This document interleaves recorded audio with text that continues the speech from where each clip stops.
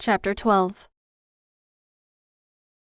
She texted Gabe, not wanting to bother him at work, but he called back right away.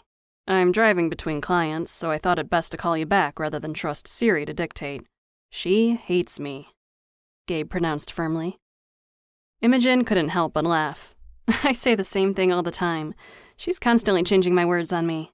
"Well, there you go. Siri hates both of us, so we have to band together in solidarity." Imogen didn't respond, so he kept talking. "I'll call Laura and have her come by Joe's to pick him up. Don't try to catch him yourself." "Okay, but what can I do? What if he just takes off?" She didn't like the idea of him running into the street and getting hurt. He had a small scratch this time in his leg, but he didn't seem too bothered, and she didn't want to risk getting too close in case he ran from her. "He'll be fine. Just sit a good distance away and talk to him. There's plenty of grass for him to enjoy, and worst case scenario, he'll end up back at my property with the other horses. Most likely he came from the trail that way anyhow." "That makes sense. I just got Aunt Jo settled in, and Cookie is keeping an eye on her. If you can call Laura now, I'll sit on the porch and wait with Fortune." "Perfect. Have fun hanging out with your new friend." "Ha ha, you're so funny." Her sarcasm didn't affect him at all. Finally, she realizes my humor. Talk soon. He hung up, and she put the phone in her pocket and turned her attention to the horse in front of her. "Okay, Fortune, it's just you and me. I'm rusty on this whole horse thing. Should we just sit here in silence, or do you prefer a social hour?" Fortune looked at her, then returned to grazing on her aunt's lawn. "You're not a lot of help." He was quite handsome. She wondered what kind of horse he was.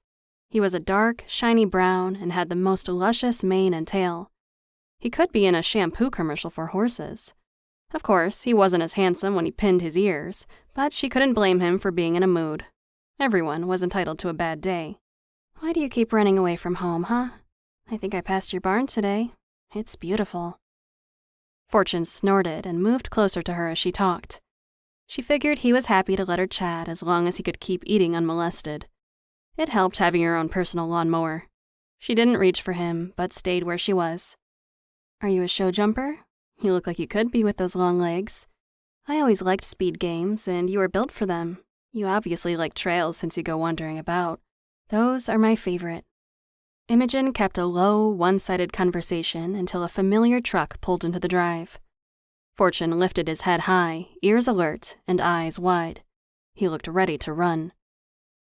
Imogen kept talking to him, trying to divert his attention. She didn't move closer, but instinctively kept the same tone and cadence as she had before the truck appeared. She ignored the driver as she got out and opened the trailer ramp. Laura came back out, brushing her hands on her pants. "I see you made a new friend, and he came to visit." Imogen grinned. "I'm not sure how he found me, but I'm always glad to make a new friend, especially such a handsome one." The trainer assessed the situation. "He likes you. He wouldn't still be here if he didn't. Still, we must do something about him before he causes more damage to the barn or worse, hurts himself. I'm sorry for the inconvenience, again." "Not at all. You're the one who had to come up here and get him. I'm just glad he's safe. I was wondering if I could stop by your barn sometime.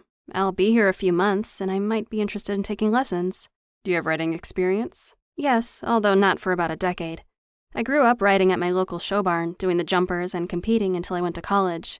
Then my focus shifted to trying to find a career." "That happens a lot.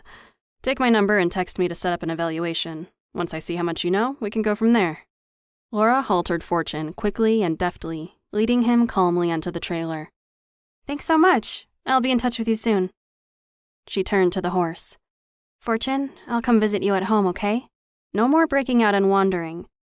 Imogen waved goodbye as they drove off and silently wondered if he would be at her door again soon. Something seemed off about the situation.